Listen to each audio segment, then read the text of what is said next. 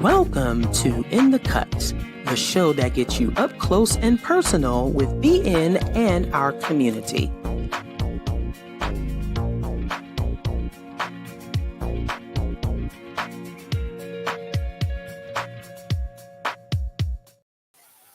Good afternoon, evening, or morning. Welcome to In the Cut, the show that gets you up close and personal with Black non-believers and our community. My name is Edith Gray, and I am your host for the show today. If you are new to the channel, we welcome you. We want you to know that In the Cut is a production of Black Non-Believers. We're a 501c3 organization. We're headquartered in the Atlanta area, and we connect with other Blacks and allies who are living free of religion and might otherwise be shunned by family and friends by providing a caring, friendly, and informative community. Instead of accepting dogma, we determine truth and morality through reason and evidence. The mission of Black Non-Believers is to provide secular fellowship, nurture and support believers, non-believers in coming out, encourage pride in non-religious identities, educate the public on the history and current state of non-belief in the Black community. We organize events and charitable causes. You can find us at BlackNonbelievers.org. At Black Non-Believers, we welcome all, regardless of age, gender identity, sexual identity, national origin, or racial identity. However, our content and our work prioritizes Black non-religious voices. At this time, I want to welcome our founder and president of Black Non-Believers, Mandisa Thomas, to the show. How are you today? Hey, Edith, it's a bit of a mixed bag because we're dealing with some rain over here. And, we're dealing with some slight technical issues. Really excited about today's guest.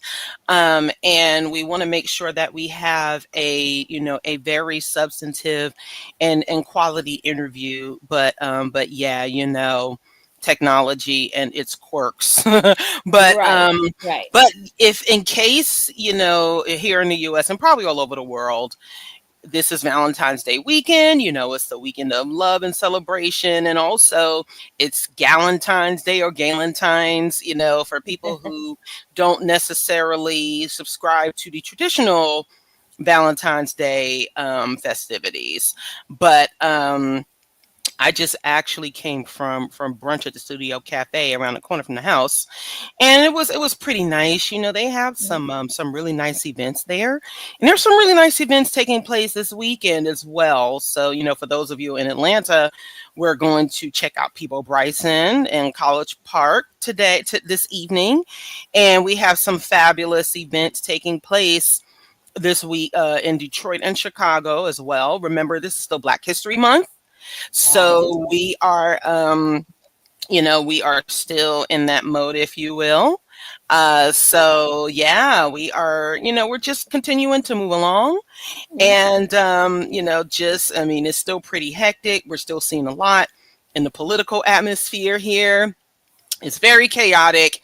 It is very stressful, but I definitely still encourage folks to take the time out and, get together with community members, celebrate, and just do what we can to remain, vigilant.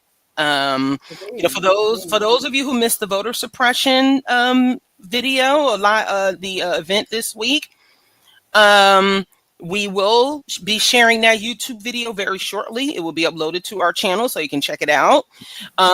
Get some resources. I'd like to thank the Secular Coalition for America and the Center for Free Thought Equality for partnering with us on that session.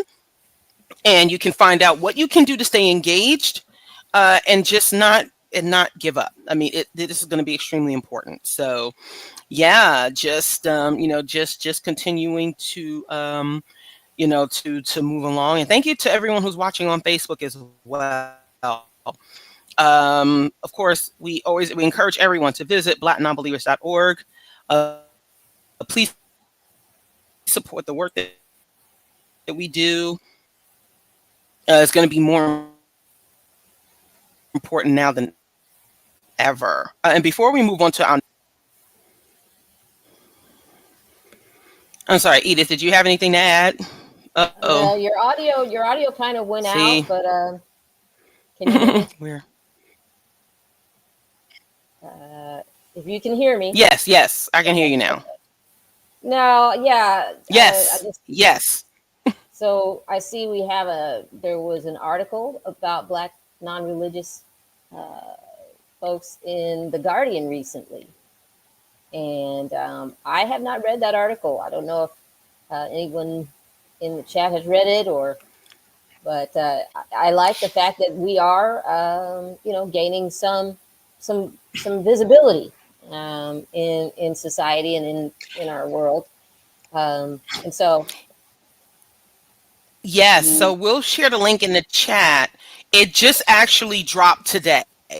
It just debuted today. That article did, and I interviewed with the writer Justin, and Candace Gorham is featured as well as Tony Penn.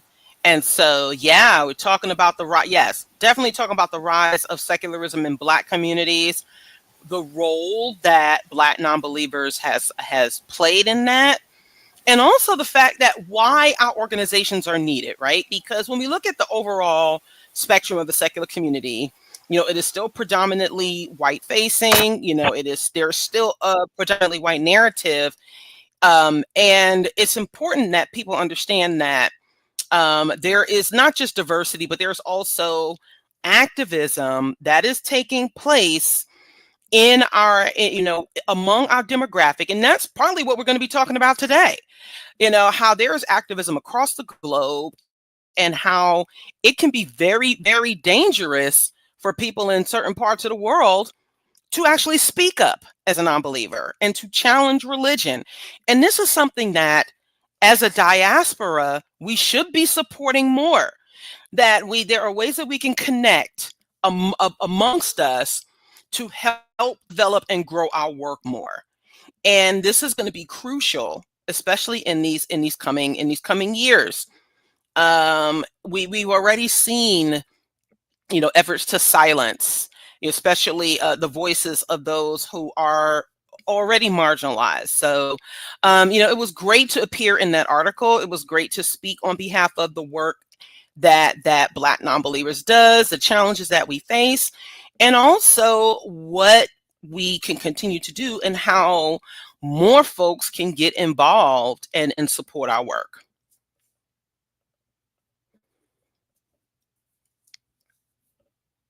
Oh, Edith, you're muted. Yeah. all right. Oh, there you go. Yes. Well, I'm glad you had an opportunity to do that. And so you said the article just dropped today. So I encourage everyone to find it online and go read it. And yes, then, the link is in the chat. So yeah, definitely check it out. Okay. What else? We've got the schedule for the Revival of Reason has been developed to some degree, I guess. And then you got a new host for the yes. We do. Our host for the Revival of Reason is none other than Miss Edith Gray. Shout out to Edith, who will be our host for the Revival of Reason. And if you haven't, the schedule, it starts in the evening of on Friday the 21st. It will start with a cookout, spades tournament, and film screening, and then all day Saturday there will be plenary sessions, and then our homecoming ball that we'll be doing in the evening, and then that Sunday, which is World Atheist Day, we're going to have a performance by Godless Gospel and also our keynote speaker, who you'll be hearing from in a couple of minutes. We're not going to give it all away because we want you to support the event and also, again, support the work that we do. Again, I am so excited and so honored to have this opportunity. And so, yes, I'm honored. Yeah. I'm honored to host the event, and yes, it's a great honor to do that. And looking. Yes. Yes, and y'all get to see Miss Edith in person. Edith, y'all don't know. Edith is very, very spunky. She is, she's yeah, she gets things hyped up. So really Okay, excited for you to be so people can see us live and in action to see yes, what we do as an right. organization, learn more about what our partners are doing. Shout out to the Freedom from Religion Foundation. Shout out to California Free Thought Day. Shout out to Compassion and Choices for supporting this event. And we're also going to have Shelly Siegel as one of our performers. So yeah, for those of you who aren't familiar with Shelly Siegel, she's absolutely amazing. And someone in the chat is from Australia. That's where she's originally from. And so yeah, her music is amazing as well. So you definitely want to check out this event. You can register virtually if you want to tune in online. You can do that, but please do join us in the Atlanta area for this event in person, and also just generally, again, support the work that we do. Absolutely. I think anyone who's not from the Georgia area will probably enjoy the mild temperatures that we usually experience in March. So something to look forward to, definitely, for the weather and the camaraderie. And Absolutely. The education and the activism, how you can get more involved. Even if you don't think you have the ability to do it, trust me, you can. So we will definitely be presenting information on how you can get more involved, either locally, nationally, and even internationally at this point. yes. And yeah, that's something that we've got to realize, is that our fellow atheists across the world do need support. And like you said before, it's even harder in other countries to express your beliefs or your non-belief in a God. So we really have to support. And so I think we talked about how we can you can donate. Send us a super chat. We are monetized on YouTube now. And it's tax season, so make sure that you send us a donation, and then you can write it off your taxes. What else? Let's see. Absolutely. We talked about becoming a member. Again, it's always you can become a member, become an official member, receive discounts on events, and also now merchandise. You can get BM merchandise discounts in our online store. So definitely continue to support the work that we do. Again, we'll be sharing the link consistently to the Revival Horizon so that you can join in and support that, as well as the links to donate and become an official member. So yeah, we will just be pushing that hard, definitely. So yeah, Right. I think we can get on with the rest of the show. All right. So we've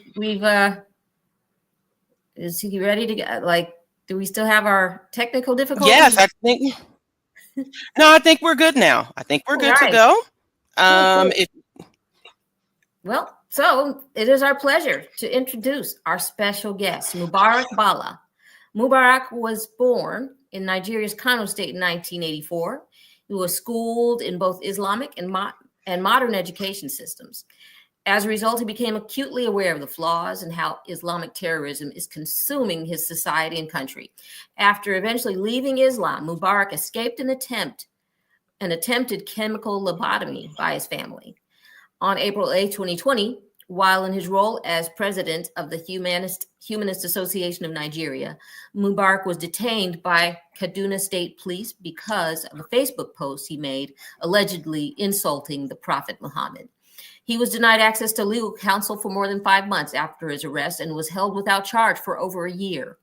On August 3rd, 2021, Mubarak was charged with 10 counts of causing a public disturbance because of the post.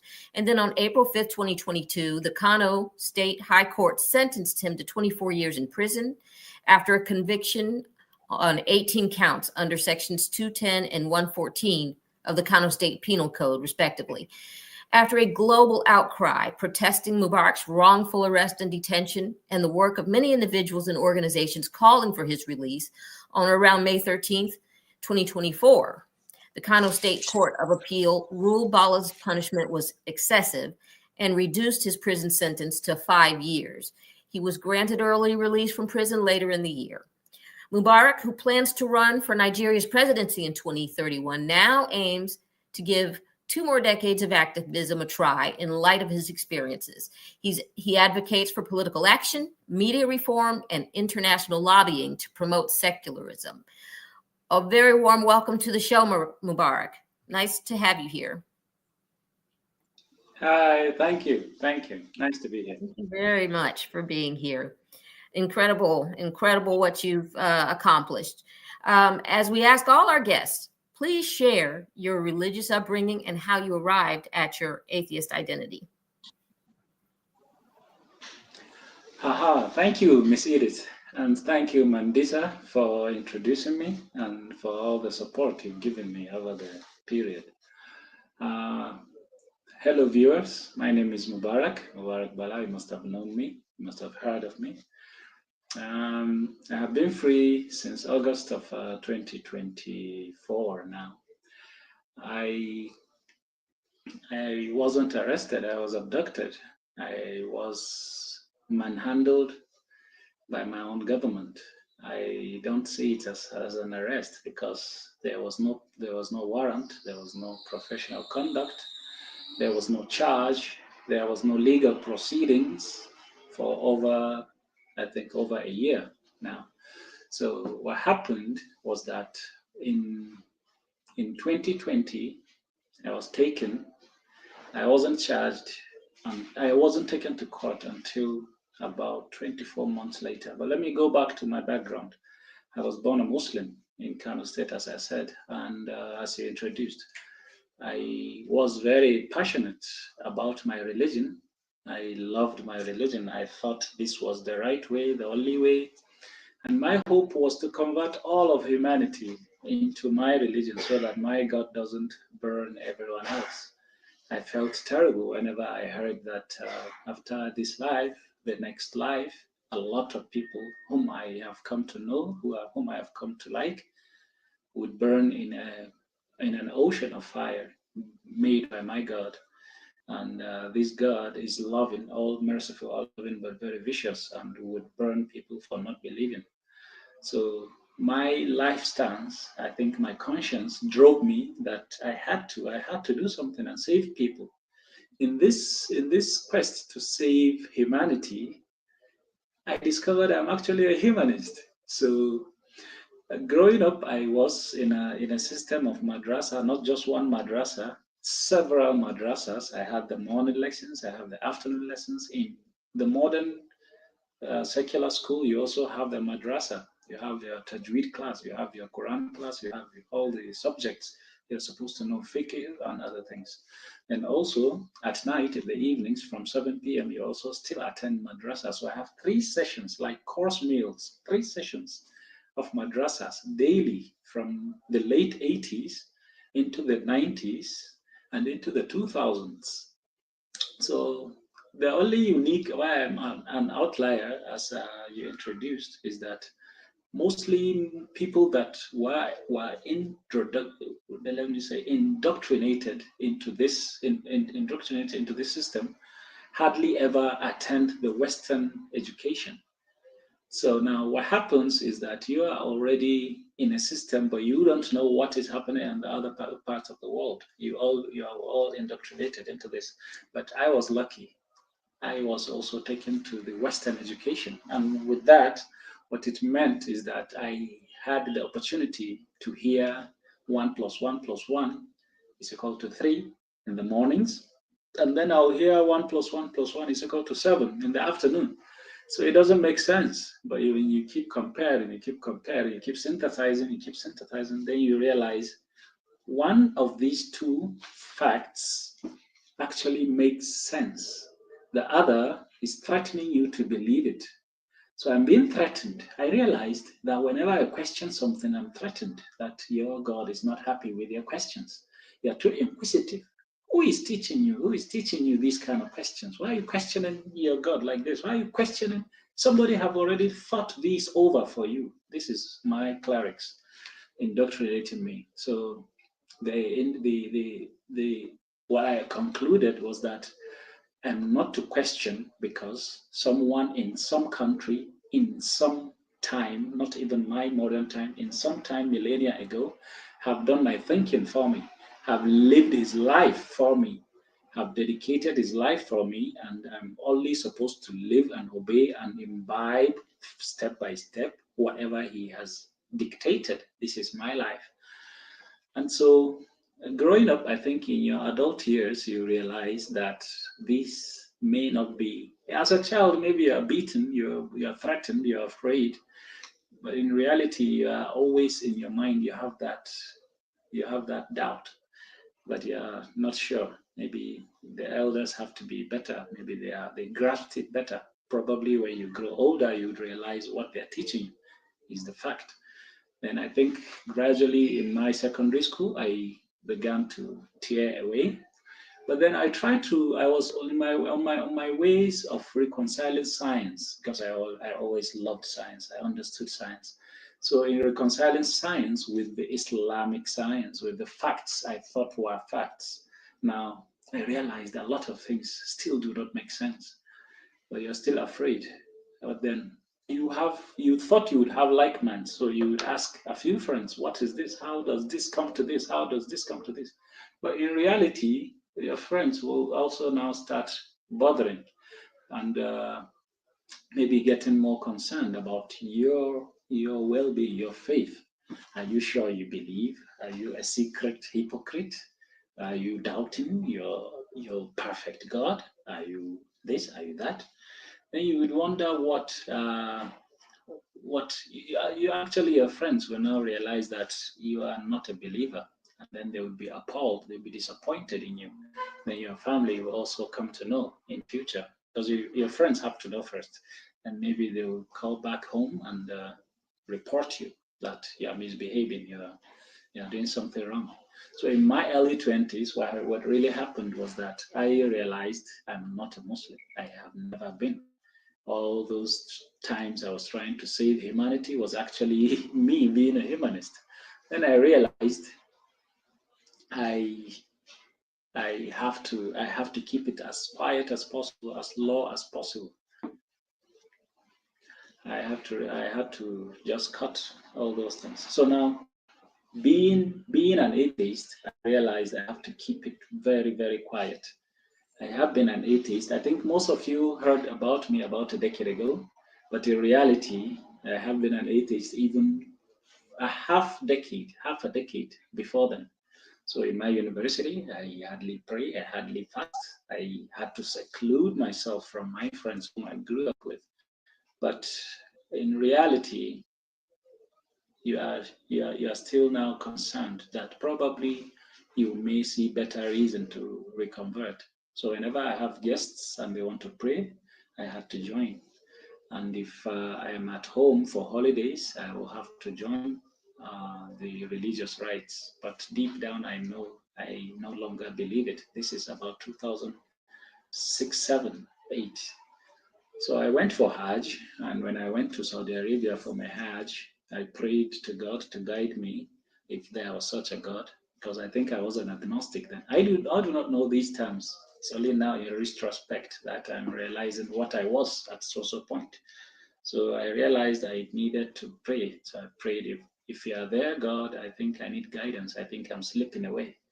And I think after this Hajj, I got the inspiration that I'm not wrong. This is 2008. So by 2009, I have cut off. This is when I was 24, 25 years of age. I have cut off all religious practice and I have damned everything. But this is just between myself and I. No one ever knew. Then, in about 2010, 11, then the terrorism started. All the while, I was only doing humanitarian works. I was writing articles. The internet was not as penetrated as it is now. So all you do is you write, you send emails. So I was writing about human rights. I was writing about Almajiri rights.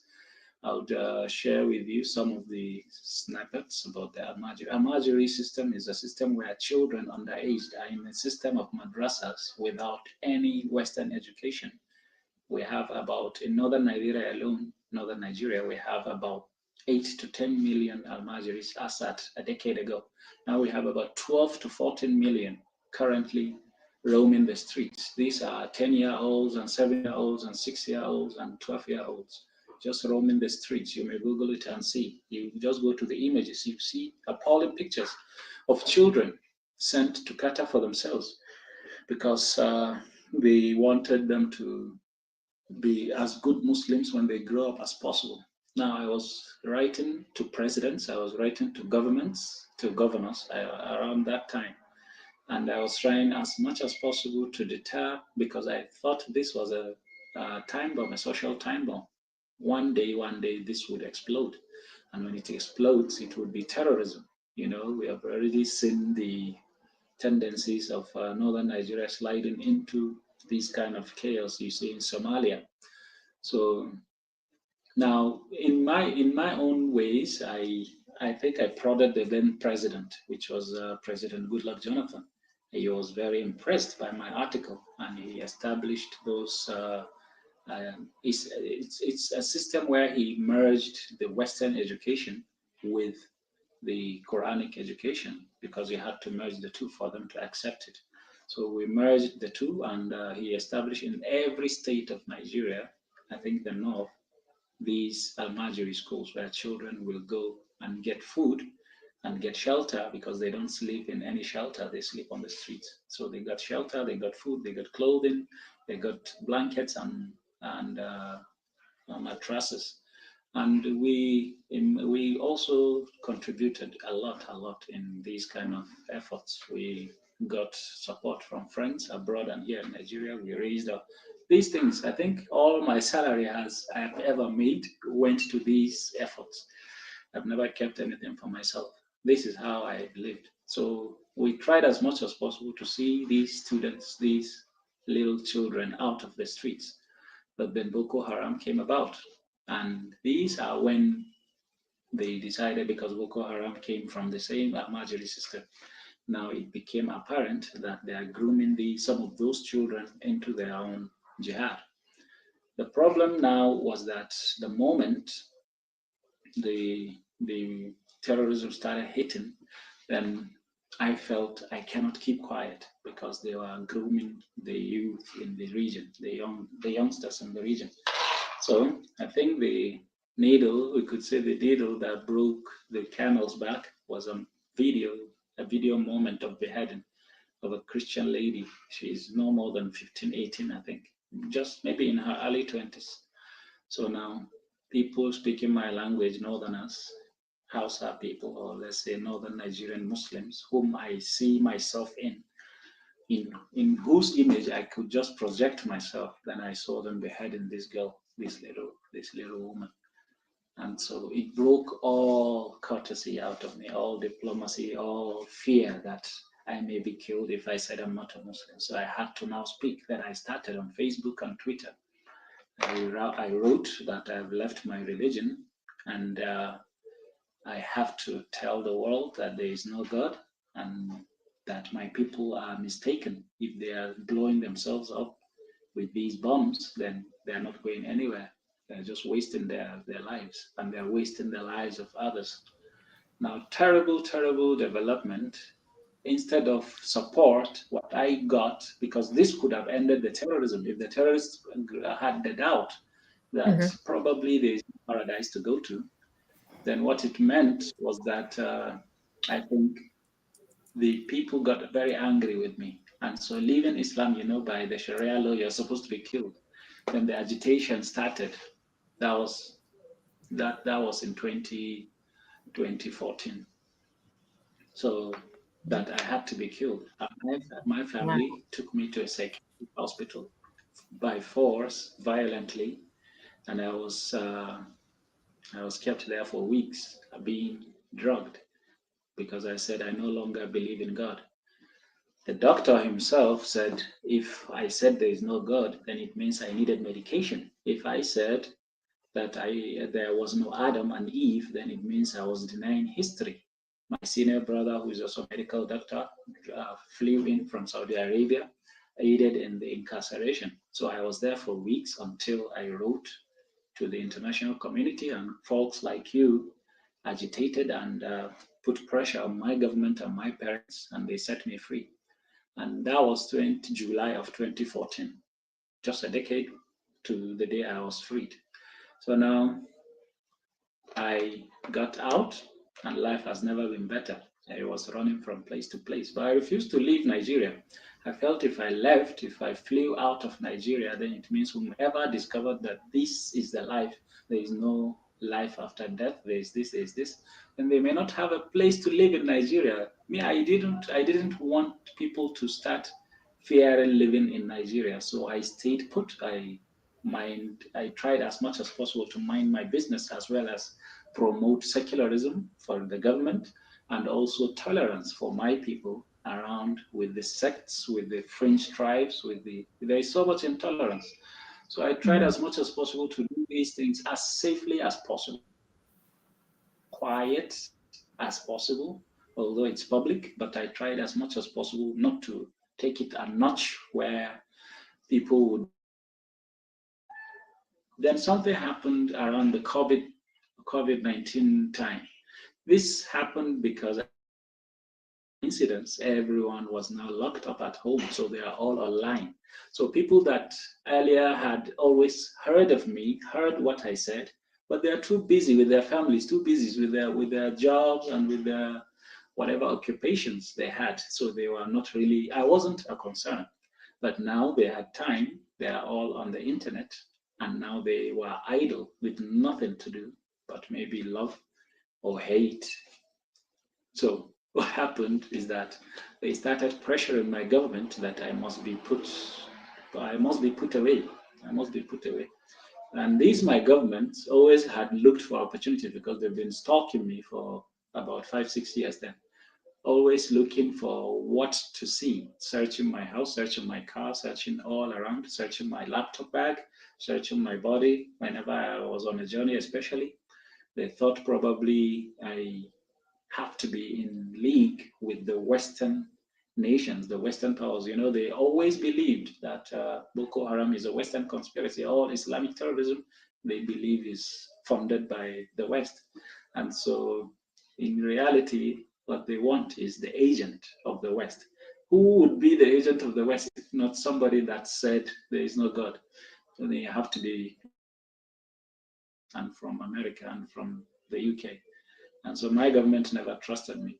So now that the populace have pushed for it, I was abducted from Kaduna State. I was kept for 24 hours, and then I was taken into Kano. There was a state travel ban from state to state, interstate ban by the president. But these policemen in their mufti came and smuggled me into my own home state. And for months, what they kept asking me is that you are embarrassing us as your people, as your tribe, as your co-religionists. You are a Muslim, your name is Mubarak, you are faking it. You are not an atheist. You can't be an atheist. You are betraying your own people, your tribe.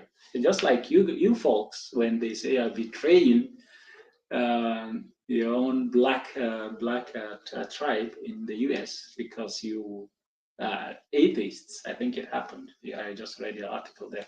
So now the same thing happened, and they wanted me to come back. And for some, I think 3 months, I was giving them excuse after excuse after excuse.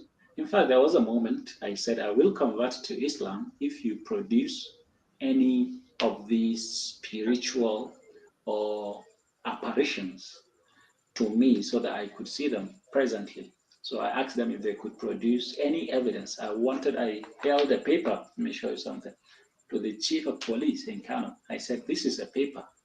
I'm to drop it. I'm dropping it. I will give you a week to find any talisman or any, maybe all those people with the sheikhs, the clerics, whomever, if they could genies they knew they could have mustered, or the angels, to prevent this paper from obeying gravity to fall to the ground, then I will convert to Islam. We waited until June from yeah. So it's very funny because they were very frustrated and they were very angry. So now they couldn't produce that, but they said they would produce somebody that would vanish, but then he would appear.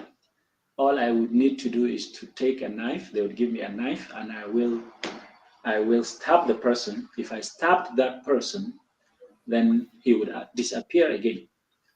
Then I said, why should I be violent? What if I killed him? You want to frame me for murder so that you don't have something to charge me with? You had nothing to charge me with. It was very embarrassing. I am not supposed to be saying these things because probably, although it's in the US, you are hearing these things, and I don't think they will have the time to watch these programs. But a lot of shit happened. Yes. So now these people are so engrossed. They told me a lot of tortures they have committed. That there was a witch. They caught a witch and they tortured her until she released some souls. These are policemen. And they told me names of traditional rulers in the country that have aided in these kind of healings and saving victims of witchcraft. And they have killed and they have tortured and they have, it's terrible. I don't want to even remember it. So now, by June, when they realized I'm not going to convert, what they did was just abduct me again and arranged a show trial with my own father's friend. There was no judge. The courts were not in session. There was no court.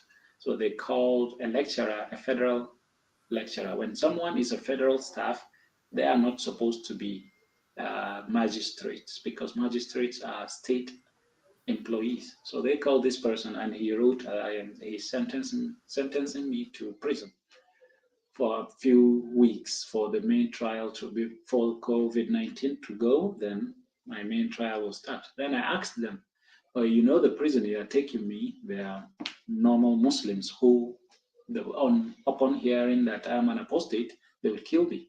They said, we don't care. We gave you an opportunity to convert. You refused. So we have to sign the papers. If you die, it is your own problem because you actually are a dangerous person to society.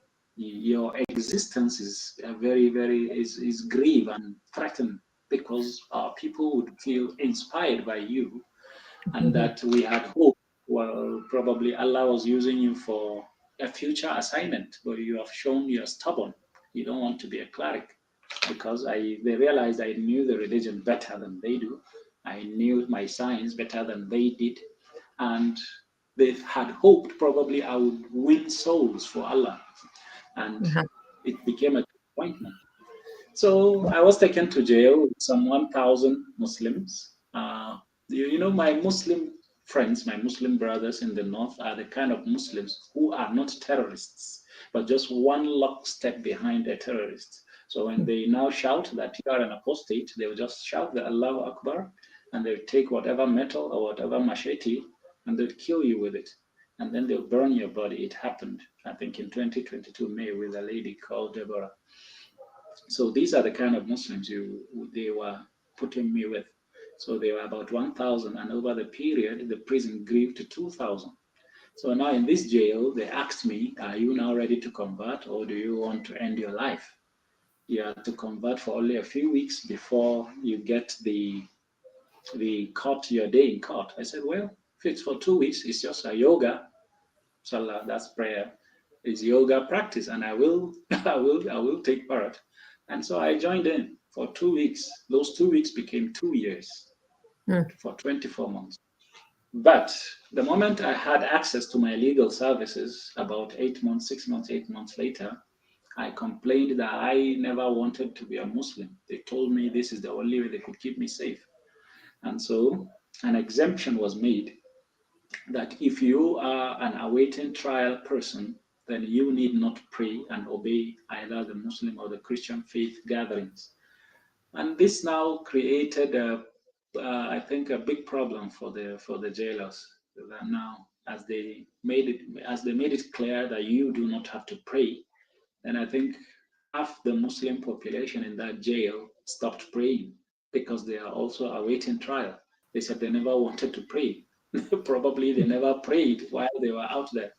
But prayer is mandatory. Whether Christian or Muslim, prayer is mandatory. They consider it part of your correction, because as long as you are praying, you're not supposed to go and kill people or rape or become a bandit.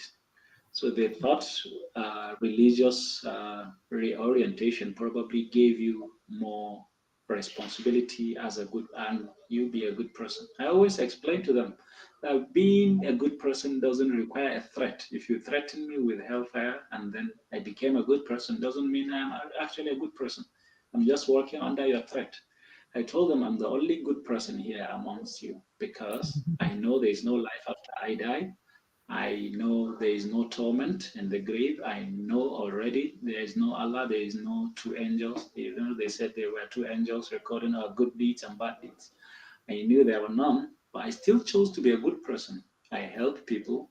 I am an arbiter even in the jails. I became an arbiter. Even the Muslims would come to me for some support, or maybe in disputes, I bring them some succor or resolutions. And so I told them, I'm doing these things knowing fully well there is no reward beyond whatever pleasure I derive from being good. While you are doing it because it's a transaction between you and your Lord, or maybe you're keeping things hoping that you get some mercy or some money, especially if it's the Christian faith. I think we are more of materialistic faithfuls. So, but the Muslims are sincere believers that some good mansion is waiting for them and some virgins are waiting for them somewhere in the sky. And so I told them it's better. Although I also was very concerned because they lack conscience. These people, my Muslim friends, they lack conscience in the jail, and they are always extolling their gains, whatever they have committed out there. All the time, they would say, we were the ones that robbed so bank. We did this. We killed so people. We gathered so money.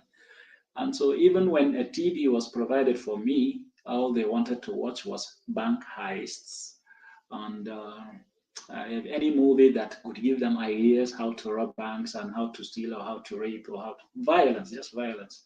And you see it in their faces. They all had marks of machetes, marks everywhere, and sutures.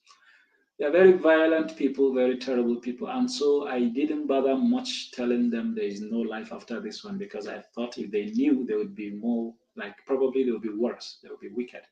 And so all I would do is try to give them the tolerance aspect of humanism, and maybe the equality that it presented, that all tribes are equal, all races are equal, all genders are equal. And there isn't in some ways. And we lived in peace, even as I was now declared an atheist within the prison walls, because I also provided them with two classrooms, one primary school, one secondary school. There was only a tree, just a few people, like a dozen, would sit under a tree, and they would be taught A, B, C, D, E, F, G. And these are adults, so adult education. Maybe they never had such opportunities while they were growing up. And so I meandered around, gathered resources, gathered like minds, and we established a full classroom with a curriculum, with books, with benches. And one became secondary school for the adults, for those that have already maybe attended the primary school, and the other was primary school. The legacy was there, and I'm still hoping we could get them an e-library in future. I'm still in touch with the authorities there, and we did a lot. So now, instead of killing me, these people that sent me to this jail, hoping that some declaration would happen and I would die, I didn't. And they threw me to the wolves, and I came up the leader. Now they were disappointed, they were appalled. So the moment came in about 24 months to start the trial. The trial now is very tricky. This is where now the trouble will start. I was already now in a comfortable zone in my prison. Problem would now arise when the trial begins and the media carries the news, and all those in the city, Kano City, now know that I am staying in that jail for so time at so place, and there will be subsequent dates for the trial that will be transported out of that jail to that location of the court. Now, I could have an ambush along the way. I could suffer attacks at the jail they could cross over. There has been instances where men were beheaded for desecrating the Quran inside the prison, with I think with the connivance of the staff. So the jails were pointed, the cell was pointed, and they crossed over and they beheaded a man. And they paraded his head on a spear all around the city. That they have done this for Muhammad, and so there is also the chance that they would take these. They could attack the jail, they could attack the courtroom, or they could ambush the vehicle transporting me. So now, the Right. moment I saw that opportunity for that trial, what I did was just cut the trial short. The moment they read the charges, I accepted these charges. Let the trial end that same day. Whatever they planned failed, because if I was in custody of Kano state government, by being a convict, I am no longer the man to handle. I'm no longer subject to Kano's laws. They never had jurisdiction, mind you. They never had jurisdiction, because where they arrested me was Kaduna State, where they were supposed to charge me was Kaduna State. But Kaduna State has so many non-Muslim staff that would aid me and let me go. But they Mhm. had to transport me when they had absolute majority. This is why they took me to Kano State. It's a smuggling. So Yeah. now I immediately pled guilty, and to their shock, because by 24 months, what they were charging me with was only 3 years, and by the calendar, the prison calendar, it means I would only serve 24 months. That's a 3-year sentence. I've already served it, 24 months.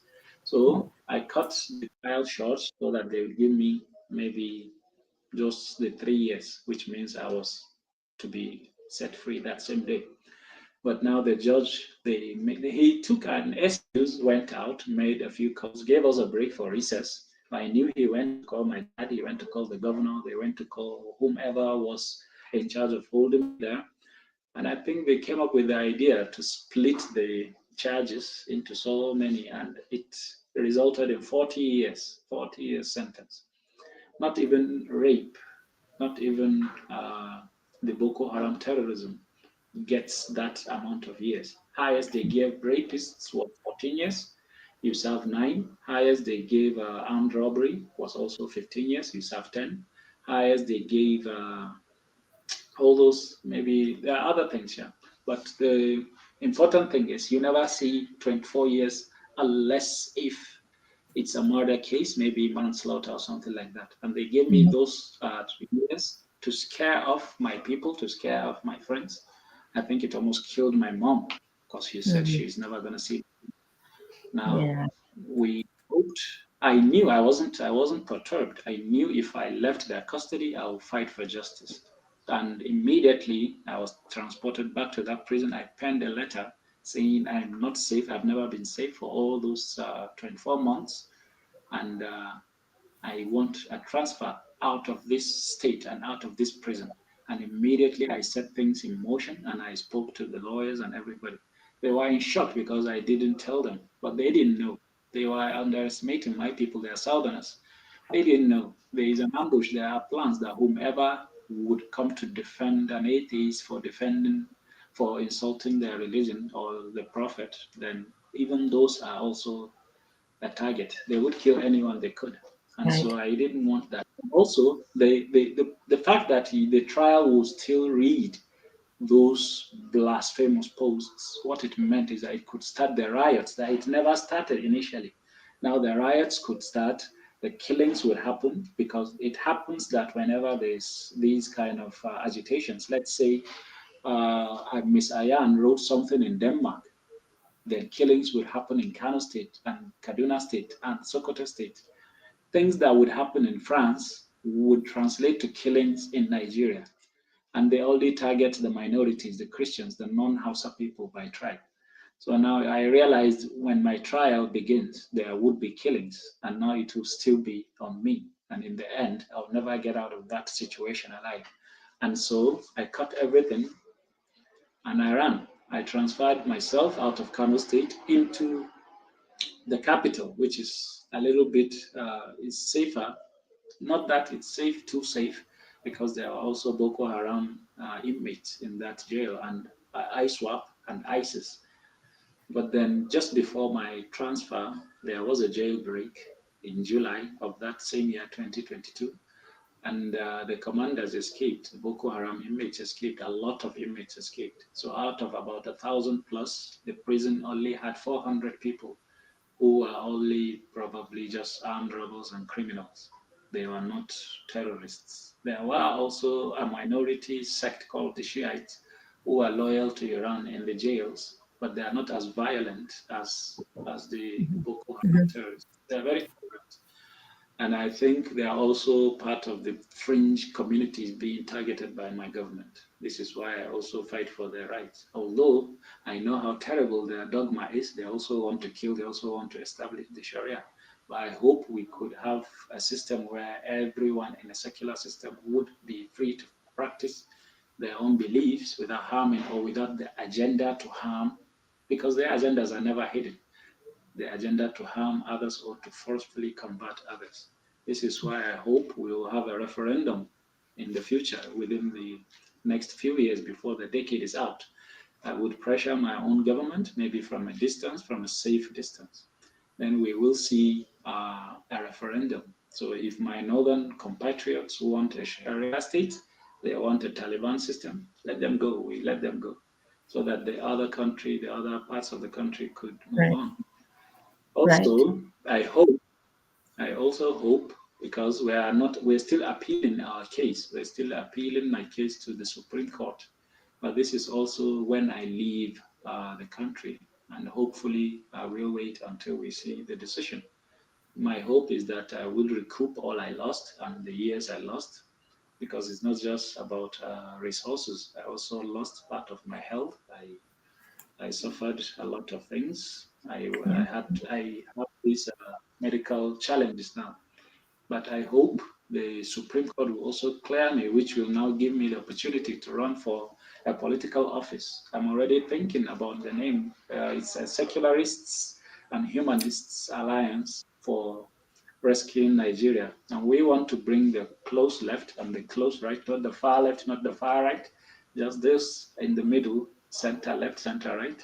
We just Mhm. merge into something that could rescue the nation. The Nigerian trajectory is very terrible. We are headed for destruction. We don't even know it. They don't see it. They are in a trance. They are just sleepwalking. We have all the tendencies to be Somalia. We have all the tendencies to be Sudan. We have all the, all the characteristics of this kind of Taliban agitation.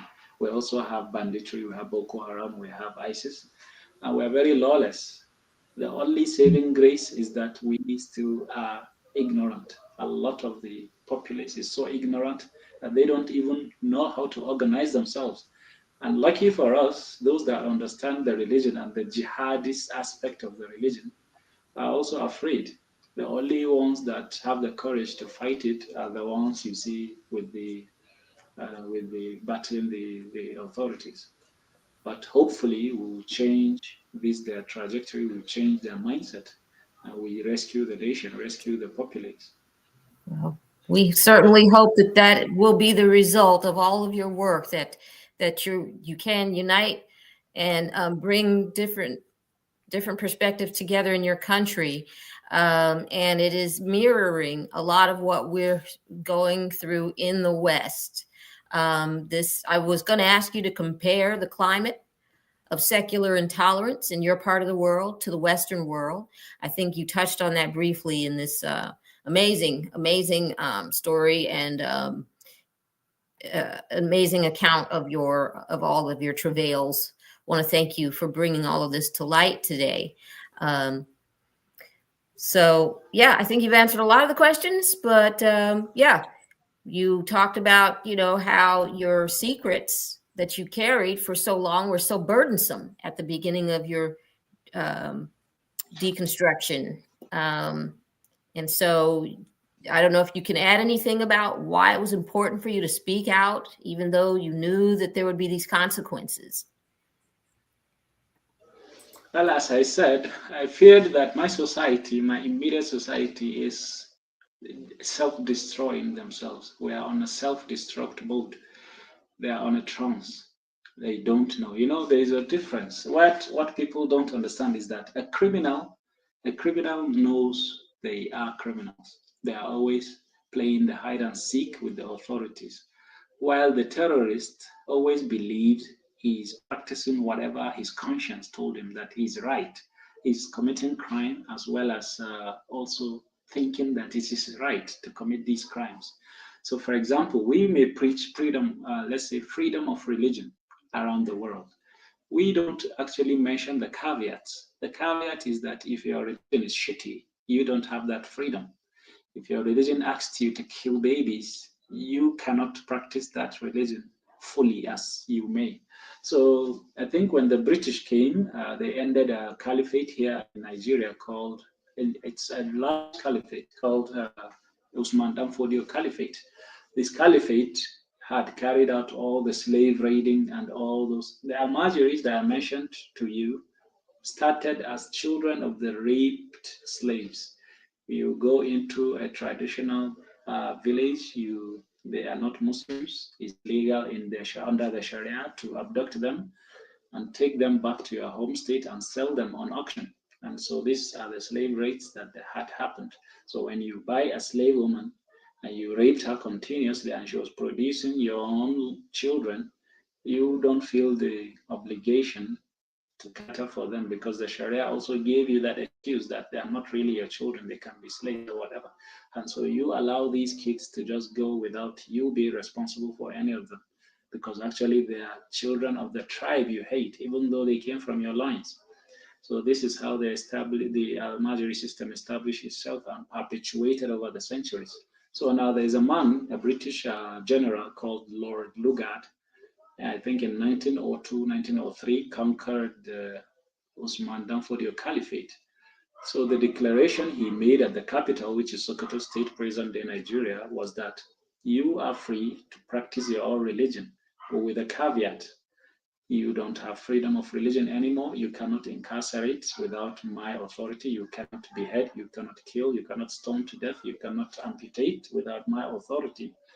And so he cut the Sharia into about 5 pieces and gave them only one piece to practice. They are free to call the prayers, they are free for all the fasting and the preaching and whatever.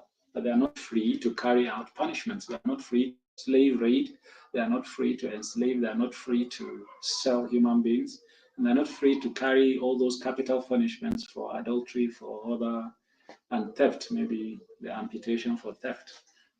So they were not free. And this is I think, the biggest grudge Muslims always had, that the British came and, or just say, let's say the colonialists came and modernity came and truncated their own religious beliefs and their own religious practices. So they had hoped that with the exit of the British, with the exit of the colonialists, now all those systems will come back. These agitations are mostly just to bring about that slavery because they want that freedom to have to sell human beings. And the moment the modern society withdraws, like say in Mauritania, in Somalia, then you see the auctioning, the human auctioning coming back. It happened with the Yazidis. You've seen it in Syria. You've seen it in Iraq. You've seen it in with the Palestinians. It happens that whenever they bring about these Sharia systems, then it comes with all the baggages, all the inhuman, what we may see like backwards, coming back to fore. And now you see them in London and in New York, Sharia for America, Sharia for the West. And we folks are just there sitting idly by. Right.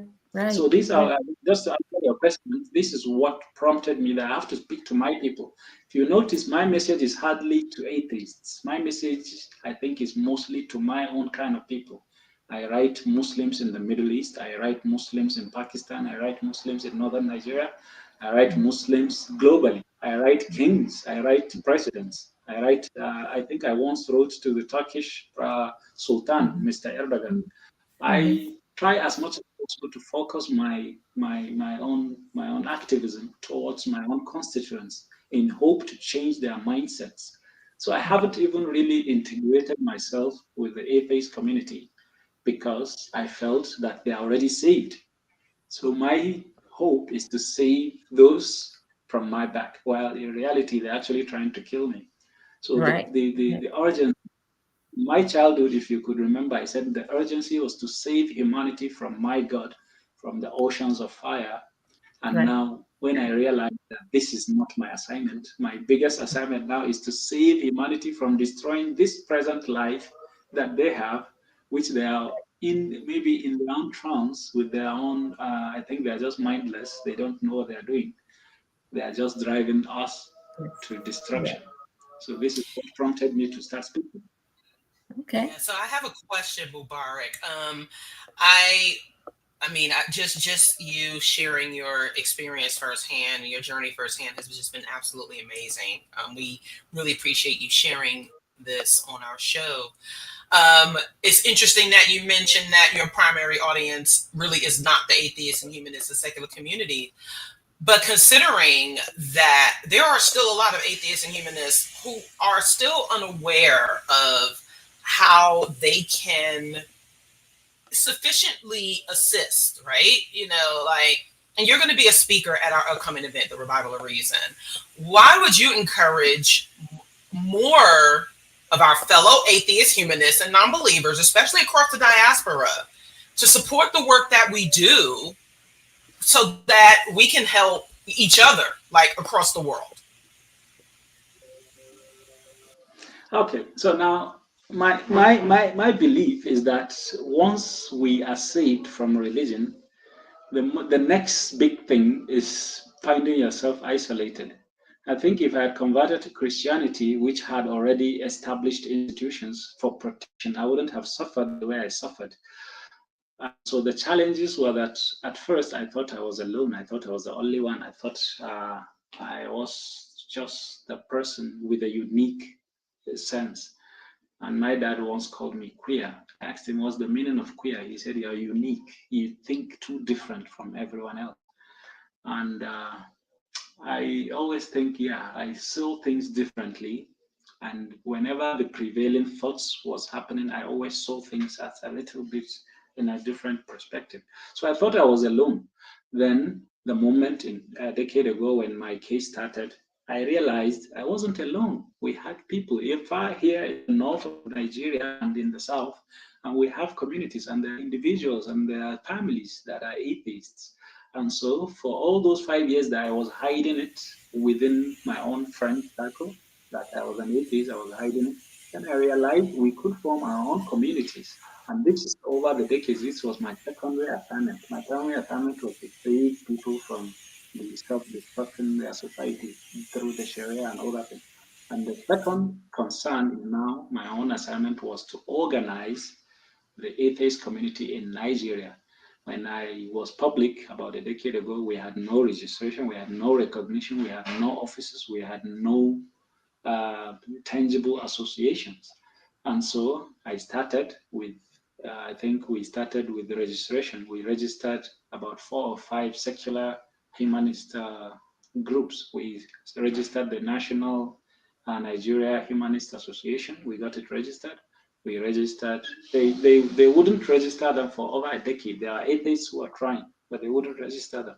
So we started with a new approach, new leadership, and we held that and we got the registration. Then we had the Lagos Humanist Assembly, we had the Atheist Society of Nigeria, we had the Nigeria Secular Society, all those things, and we got them registered within the last decade.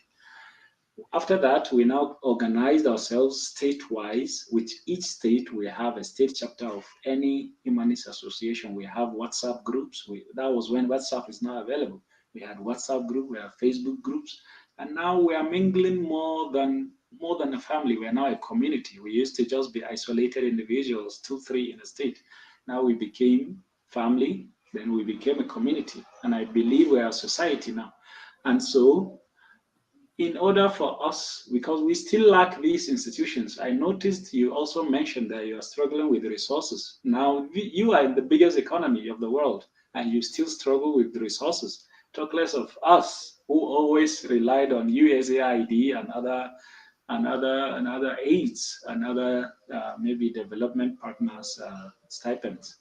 So we had no resources. My own salary never went to my account. It goes to the community. whatever. I was juggling three jobs. I am an engineer by profession, by occupation, a paid job. And then by my own conscience, I'm an humanist activist, which is non-paid. These are the three jobs I was doing. And all my effort is still taking whatever I had back to the community. And we grew in number, we grew in cohesion. We protected ourselves. I arranged for some, which I most trouble, to leave the country. Some of them have left. Some were not lucky. I think I know a few that have died over the years, not naturally, they were killed. But we can't do anything about it because we don't have the resources to fight it. So, as much as we can, we try as much as we can to ginger ourselves and create this kind of cohesion that we have to protect ourselves. And we did in a way, because now the moment some trouble happens, they know one person must know another person to call here and there, and we immediately spring to action. I may have suffered, but I think my case also inspired and created the better network for us to also now promptly take things to action.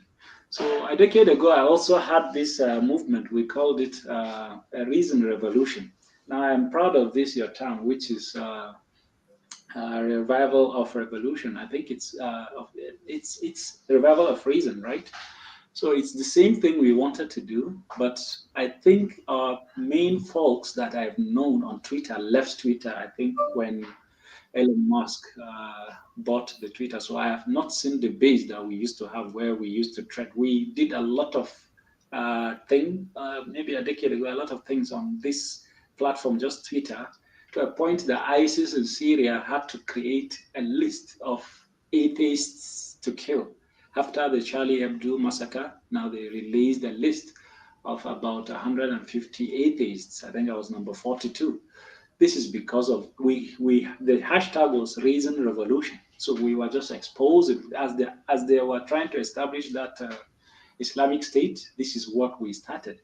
So we were in their nose, we were in their eyes, we were in their ears, we were everywhere. We disturbed them so much that they targeted us for destruction. And even here locally in Nigeria, the leader of the terror group Boko Haram back then had to also as well mention me and threaten me. And I received calls, not just from the Muslim folks that always threaten to murder me, but this is specific calls by the terror group to find me and kill me. And they called. I knew I had no protection, so I never reported it because I knew that there was an instant actually that I got an intel from a terror network, and I fed it to the military, and it came round that the military now fed it back to the terrorists, and the terror man that leaked the information to me knew it was I who leaked it back, and so he threatened that only because he sees me as a gentleman that he wouldn't harm me, but he could have. But I must desist from leaking their own terror activities. So I now realized I can't fight it. I had to just let it be. So now we have to, I think this your next program, we will come up with something, let's say a hashtag. I don't know where our folks are. I know they're on Facebook, but I have not seen many on Twitter. I don't know if the threads is there they're working. And so the base, I don't actually know how to locate them. And I'm not really active yet because I'm still in Nigeria. I don't want to attract so much attention. My travel is still yet to finalize. And so I don't know how we could promote it. I had wanted to promote this your show, but I still have that. The government actually placed that sanction on me that I'm not supposed to be this atheist, public atheist. So I try as much as possible to balance it out, and I know Yes. the audience that maybe they are not offended by me appearing on your show. But if, for example, I now want to target my own people and discuss religion with them, then I'm a target. I've already broken the sanction. So I don't want to attract that. So I'm trying to, as much as possible, balance my own personal security and what the government placed over my mouth and over my hands that I cannot do. So, but we'll see how to promote it. In the background, I'll be there. We'll recommend accounts, and we hope people will join in, especially in the diaspora, And my own hope is that when I leave Nigeria, this is when we now ginger the sub-Saharan Africa. I have it in mind that I think the atheist community have a lot of work to do here in Africa, especially the sub-Saharan region. The Sahel region is now mostly a terror belt, Islamist terror belt. But going down south now, you have smaller enclaves of terrorism and also superstition with these kind of, I think it has to do with Christianity, most of it. It's mostly, I think, Dr. Leah Igwe is on it. These witchcraft allegations. Then you have the superstition, you have the church. You remember in Kenya, where I think a pastor killed his congregants, about 200 of them, via fasting. That was just a year or two ago. So we are hoping we could have more platforms and more elaborate systems with resources. We try as much as possible to raise our own monies. This is how we do these things. I don't have any source of funding. I had hoped we would, but I have not seen organizations actually helping. The church have the resources, the mosques have the Middle East to give them the resources, but we don't have any. And I think your government, your new president, has already, I think, shut down whatever is left of all those aids that were going out. Although none of it ever came to our own societies for rescue, even though we were doing exactly what governments are doing to protect the society from terror. They were spending billions in arms purchases, while we are just using our own internet to see how we could dissuade terror from the roots. Finish off all the terrorists today and give it a generation, you still see terrorists because the dogma is there. It's still perpetuating and is still proliferating. So I hope I will promote it as best as I could. And we have to find our networks. We have to find where the audience are. I know they're on Facebook, but I don't know if there are others on Twitter and other places. Yeah, absolutely. And for everyone who is watching, we hope that you will attend. You will register to attend in person or online. We are definitely promoting the event on our end, as we announced at the beginning of the show. Edith is going to be our host. And we want people to hear more from you. We definitely want folks to know more of what you have to say, more of the work that you're doing, more of what's going on over in Nigeria, and also what we can do to mobilize. And so we'll definitely, for everyone who will be watching after this live is over, definitely register for the Revival of Reason to hear more from Mubarak, as well as our other speakers and performers. So we really, really want to thank you. Edith, do you have any parting words? Shout out to Kelly, who has shared the events coming up in the chat. If you are in any of our areas, please do check them out. We thank you, Mubarak, for your time. We definitely want to keep you too much longer, but if you have anything else to add, Edith, please do.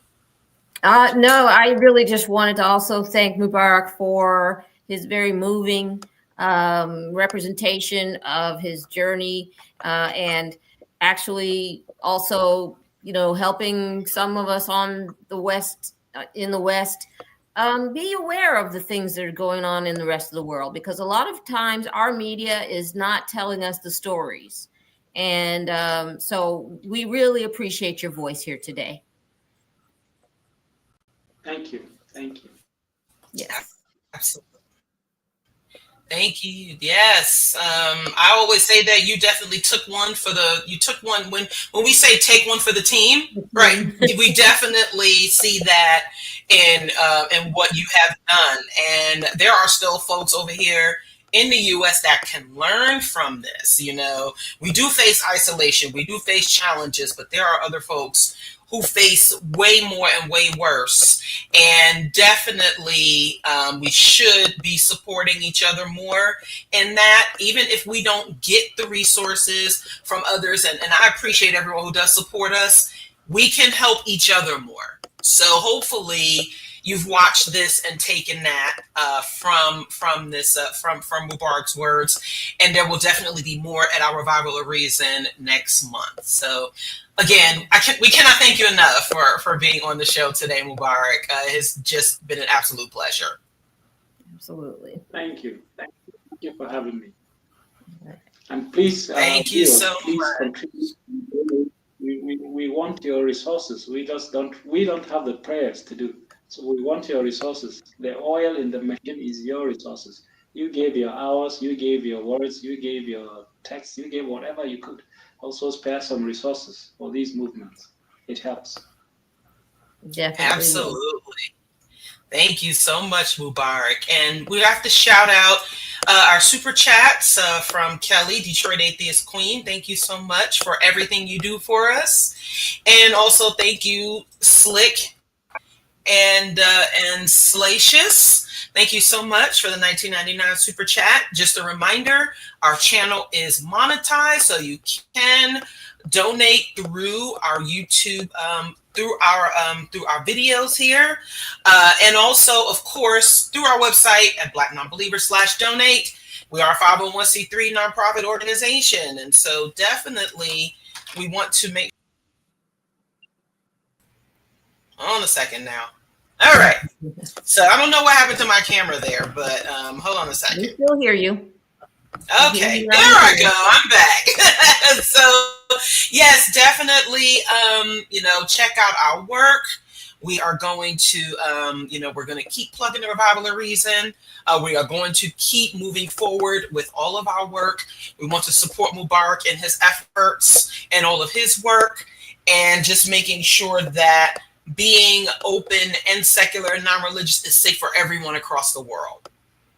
So thank you all so much for joining us. And, remember to register for being SeaCon, register for all of our events. We will be co-sponsoring the Hurston Scholarship for with the Secular Student Alliance again. Once again, we cannot emphasize enough for you to support the Revival of Reason. So thank you all so much for tuning in. And wow, we got folks now that are just coming in. So thank y'all so much.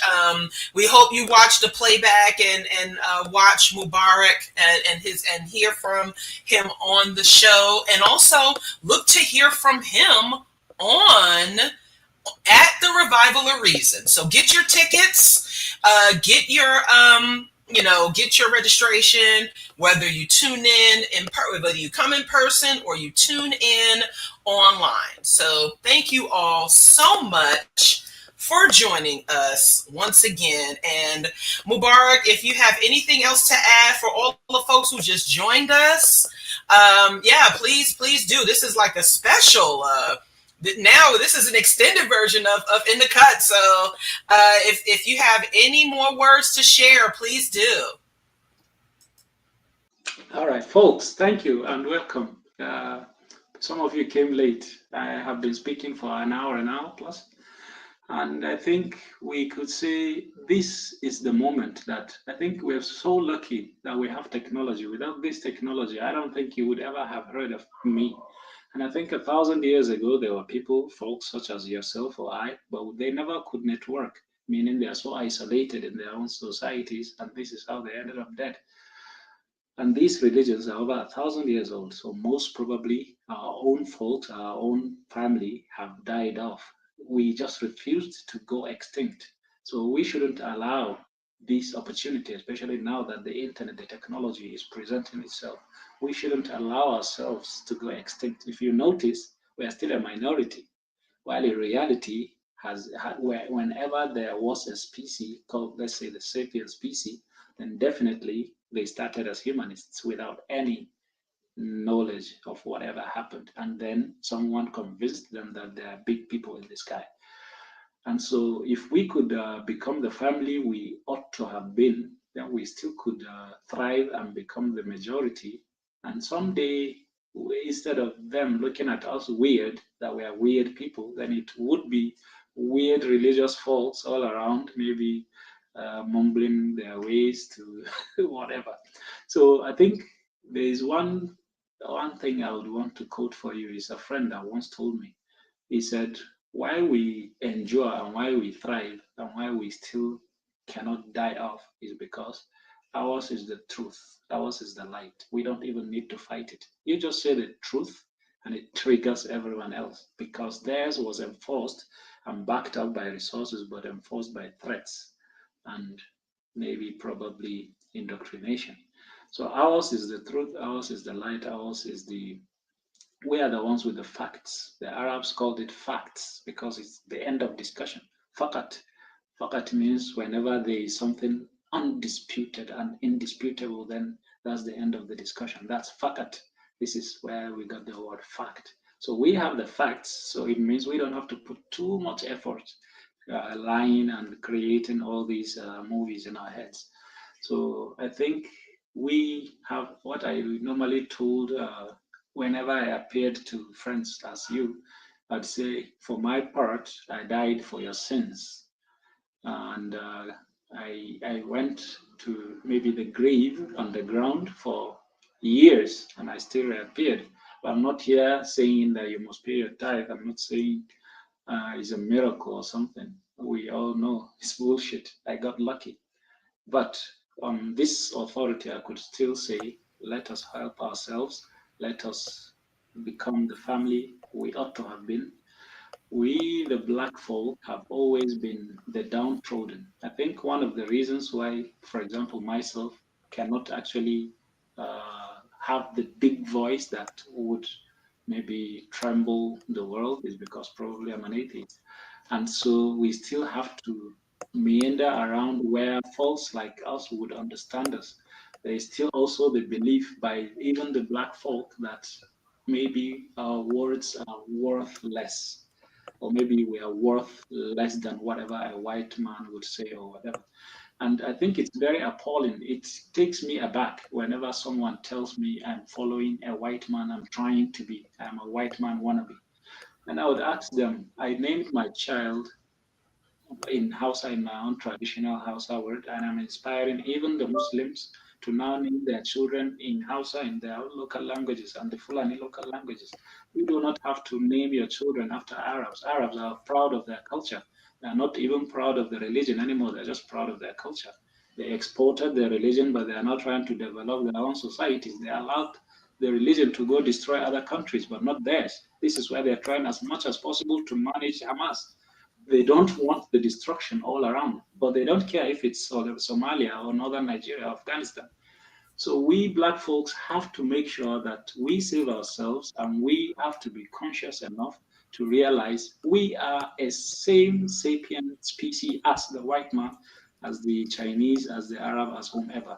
There is only one species called the sapient species, and you may be dark skinned, but just below, maybe probably under your cranium, you are even better educated, because I've realized I know much more about American history than some Americans. So it's regrettable that I think the 400, 500 year slavery had endured, and this is what it gave us. But hopefully, with resources, I know poverty has a play there, but with good resources and education, we will empower ourselves and we will rise to the equal platform that everyone else enjoys. Thank you. Thank you. All right. Yes. All right. Thank you to everyone. Shout out to the Bridge City folks who are here, Vision, Durante, everyone. Thank you all so much for coming and supporting this, especially this episode of In the Cut with Mubarak, who had a he has a very, very compelling story to tell. And we definitely want you to understand how, how important it is for us to definitely support those of us who are definitely in the struggle, helping to expand the network of communities here. So we appreciate you all, and we appreciate everyone who has stuck in for this extended version of In the Cut. It's definitely a special one. Again, if you have not gotten your tickets for the Revival Horizon, definitely do so. You can register to attend in person or online, and also check out, become an official BN member, purchase our merchandise, and continue to, if you haven't already watched other videos on our channel, please do. Please check us out And we look forward to seeing you all again. Shout out to Edith once again, who is our host for the show and who will be the host for the Revival Reason. So yes, hit that like, subscribe button, and we will be in touch with you again, Mubarak, not beyond the Revival Reason, definitely more in the future, because again, we are big on strengthening our network, especially across the diaspora and across the world. So we thank you all once again. Enjoy the rest of your weekend, and we look forward to seeing you all definitely next time and next month. Take care, y'all. Peace out. Peace.